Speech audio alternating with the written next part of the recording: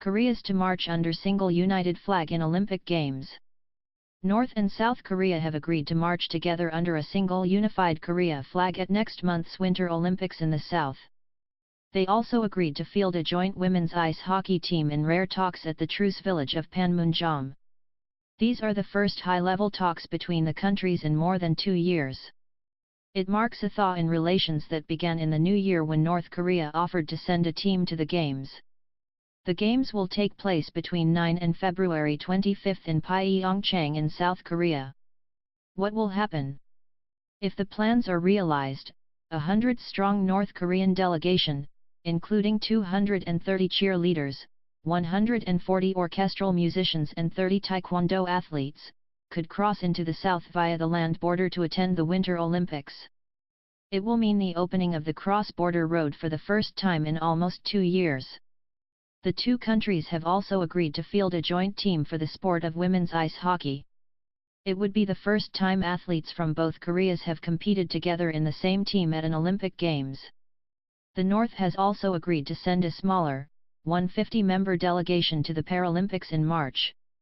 The agreement will have to be approved by the International Olympic Committee, IOC, meeting in Lausanne, Switzerland, on Saturday, because North Korea has missed registration deadlines or failed to qualify. South Korea will also need to find ways to host the North Korean delegation without violating UN Security Council sanctions outlawing cash transfers to Pyongyang and blacklisting certain senior North officials. What has the reaction been?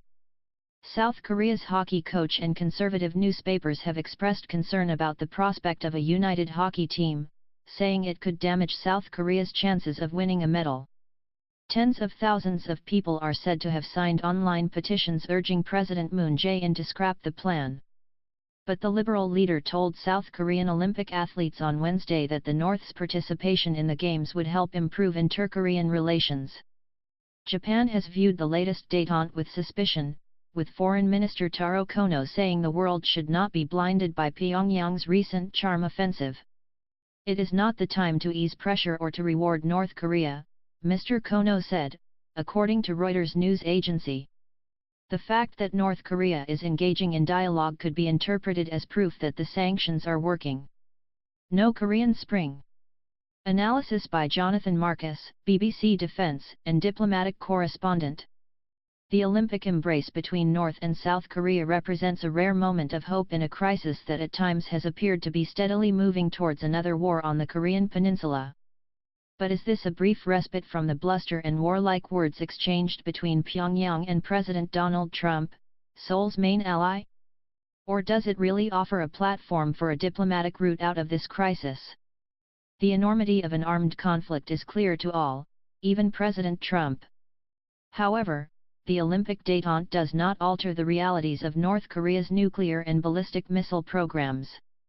Both programs need more testing to demonstrate a true intercontinental capability. And with Mr. Trump insisting that this is a capability that the North will not be allowed to obtain, it is hard to see this developing into a Korean Spring, let alone a definitive resolution of the nuclear dispute. How did the agreement come about? The talks which resulted in this agreement came after tensions on the Korean peninsula reached their highest point in decades.